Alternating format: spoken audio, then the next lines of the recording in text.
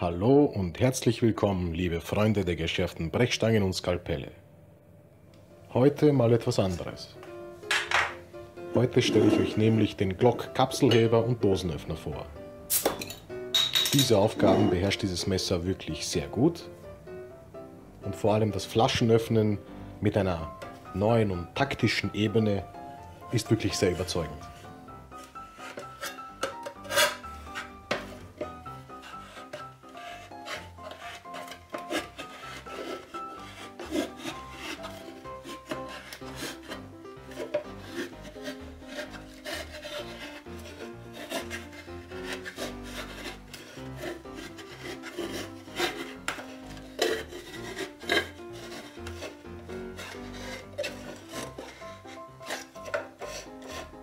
Aber auch die Dose wird relativ sauber geöffnet.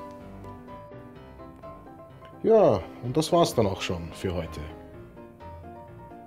Ich hoffe, das Video war informativ, ich hoffe, das Video hat euch gefallen und bis zum nächsten Mal. Macht's gut! Natürlich ist das Video noch nicht zu Ende, das war nur ein kleiner Scherz und zugleich eine Anspielung an den Primärzweck dieses Messers. Der 0815 Rekrut in Österreich verwendet dieses Messer hauptsächlich eben zum Dosen aufschneiden bzw. zum Flaschenöffnen. Und hin und wieder hört man die Bezeichnung Feldmesser stumpf, was auf die lausige Auslieferungsschärfe hindeutet. Gut, an und für sich habe ich keine Probleme mit dem Nachschleifen bei neuen Messern, ganz und gar nicht. Nur muss sogar ich zugeben, dass der Anschliff des Feldmessers, ja, beinahe erbärmlich war. Aber sei es drum. Ich habe es geschliffen, ich habe es geschärft und jetzt schneidet es sogar. Man könnte fast meinen, ich habe ein Feldmesser scharf. Aber dazu später mehr. Das Messer selber ist ungefähr 28 cm lang, hat eine Klinge von 16 cm, ungefähr natürlich, und einen Griff von 11,5 cm. Die Klingenstärke beträgt 4,5 mm. Und da es an und für sich als Bajonett gedacht wurde für das Sturmgewehr, ist die Klinge nicht besonders breit. Das sind schon mal in vornherein schlechte Karten für ein Schneidwerkzeug. Wenn man das Messer dann mal tatsächlich benutzen sollte, dann wird man gleich merken, was es kann und was es nicht kann. Grobe Arbeiten wie Batonen funktionieren einigermaßen. Bei weichem Holz natürlich kein Problem, da funktioniert alles gut. Bei hartem Holz jedoch ist ein bisschen mehr Aufwand nötig. Dadurch, dass die Klingengeometrie bzw. der Grundanschliff relativ breit sind, hat es dann doch Probleme, sich zuerst ins Holz zu beißen und es dann zu spalten. Also die Spaltwirkung selber ist nicht wirklich gegeben. In diesem Fall wird das Holz gespalten, größtenteils durch bloße Krafteinwirkung mit dem Schlagholz. Also das Hacken selber funktioniert nicht wirklich gut. Dafür ist das Messer im Gesamten viel zu leicht, die Klinge viel zu dünn, die Klingengeometrie ist nicht dafür ausgelegt, die Klinge ist zu leicht. Bei jedem Schlag fehlt einfach ein gewisses Maß an Wuchtigkeit dahinter. Da hilft es auch nichts, den Griff in 3 Finger zu nehmen und mitzuschwingen. Die feinen Arbeiten. Jesus Maria, ja, die feinen Arbeiten. Schneiden kann es irgendwo ganz okay. Sogar Tomatenschneiden funktioniert in irgendeiner Form. Und bei einem Feldmesser bzw. bei einem Kampfmesser, das der Rekrut oder Soldat bei sich trägt, ist es an und für sich doch recht wichtig, dass das Messer auch schneiden kann. Gerade beim österreichischen Bundesheer, wo sie wirklich nur ein Messer am Mann tragen.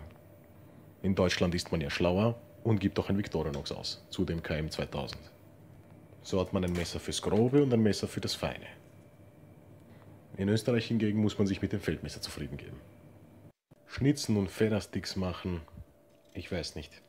Ich habe viele Messer, ich habe gute Messer, ich habe schlechte Messer, aber wenige Messer schnitzen so schlecht wie das Glock-Feldmesser. Das ist kein Scherz. Das Messer ist ja an und für sich gut geschärft. Es schneidet Papier, es schneidet Paracord, es schneidet Tomaten. Aber die beste Schärfe bringt einem dann doch nichts, wenn die Klingengeometrie nicht gut ist. Ob man damit nur einen Stock anspitzen will, was wirklich sehr schlecht geht. Oder feine Federsticks, falls man sie Federsticks nennen kann in diesem Fall. Es funktioniert wirklich nicht gut. Wirklich nicht. Der Stahl, ähm, Glock gibt Federstahl an als Stahlsorte, Rockwell-Härte unbekannt in diesem Fall. Besonders hart wird dieser Stahl nicht sein. Man kann ihn in wirklich relativ kurzer Zeit Rasiermesser scharf bekommen. Die Nachschärfbarkeit im Feld ist wirklich kein Problem. Was aber wirklich teilweise abnormal bei diesem Stahl ist, und man bedenke, ich habe einige Messer aus nicht rostfreien Stählen, und bei keinem dieser Messer hatte ich jemals auch nur das kleinste Problem mit Rost. Aber beim Glock-Feldmesser, ja, es setzt schneller Flugrost an, als man schauen kann. Nicht umsonst wird das Messer regelmäßig von den Rekruten eingeölt. Der Griff des Feldmessers ist an und für sich gar nicht mal so schlecht. Er ist zwar relativ schlank, liegt aber dennoch gut in der Hand. Er ist sehr ergonomisch und rutschig ist er auch nicht wirklich. Und wie gesagt, dadurch, dass es eigentlich ein Bajonett ist wie das Sturmgewehr, hat es am Griffende eine Kappe, die man nur sehr schwer abbekommt. Ich habe meine mit einem Victorinox Dosenöffner aufbekommen. Und unter dieser Kappe verbirgt sich eine kleine Aushöhlung, die dazu da ist, dass man das Messer an das Gewehr stecken kann als Bajonett. Ich habe auch schon öfter gelesen und gehört, vor allem bei Englischsprachigen, dass sie meinen, dass man die Kappe öffnen kann und jegliches Survival-Zeug deponieren kann da drin. Wenn ich mir den Platz unter diesem Käppchen so ansehe, bezweifle ich sehr, dass man da auch nur irgendwas reinbekommt. Man kann nicht mal einen Tampon als Zunder für unterwegs mitnehmen. Das Ergebnis beim Stechen ist etwas enttäuschend. Um ehrlich zu sein, ich habe mehr davon erwartet. Beim Stich in die Dose ist die Klinge bis zu einem gewissen Grad in die Dose eingedrungen und erst mit einem Nachdruck ist sie dann wirklich durch die Dose durchgedrungen. Die Scheide ist sehr einfach gehalten, ohne viel Schnickschnack. Sie verstaut das Messer relativ gut. Sie klappert zwar ein bisschen, aber mich weiter stört das nicht. Ich habe schon öfter gelesen, dass es Leute stört. Bleibt jedem selbst überlassen. Der einzige Nachteil dieser Scheide ist wieder einmal die guten Glasfasern zur Stabilität. Beim normalen Gebrauch, wenn man das Messer normal einfach rein und raus zieht, kommt die Klinge nicht wirklich an die Scheide an.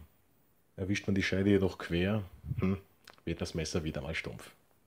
Also wäre ein gewisses Maß an Vorsicht doch von Vorteil. Die Beschichtung hat mich überrascht. Sie hat relativ gut gehalten, relativ lange. Sie hat das Messer halbwegs vor Rost geschützt. Zur Beschichtung selber gibt es nichts Negatives zu sagen. Für wen ist also dieses Messer? Ist es für einen Buschkrafter? Nein. Dafür erledigt es die Arbeiten mit Holz viel zu schlecht. Ist es für den Survivalist? Jein. Im Notfall kann es das sein, aber es wäre nicht mein Favorit, überhaupt nicht. Bevor ich es vergesse zu erwähnen, worüber ich auch immer wieder gestolpert bin im Internet, ist, dass Leute einen Stock sehr, sehr dünn machen, sehr, sehr dünn anspitzen, die Kappe abnehmen am Griff und es dann draufstecken als Speer. Das ist wirklich keine gute Idee. Das hat mit Stabilität so viel gemeinsam wie ein öffentliches Schwimmbad mit Hygiene. Ist dieses Messer für einen Soldaten? Ja, sofern er damit Flaschen und Dosen öffnen möchte. Für die Arbeiten, die im Feld anfallen, hat es einfach zu viele Nachteile. Für wen ist das Messer also? Am ehesten würde ich sagen, für den Outdoor-Interessierten, für den Anfänger, der nicht viel Geld investieren möchte am Anfang. Der kann sich für 30 bis 40 Euro ein Feldmesser besorgen, es testen und sofern sein Interesse weiterhin vorhanden ist, kann er sich irgendwann ein besseres kaufen.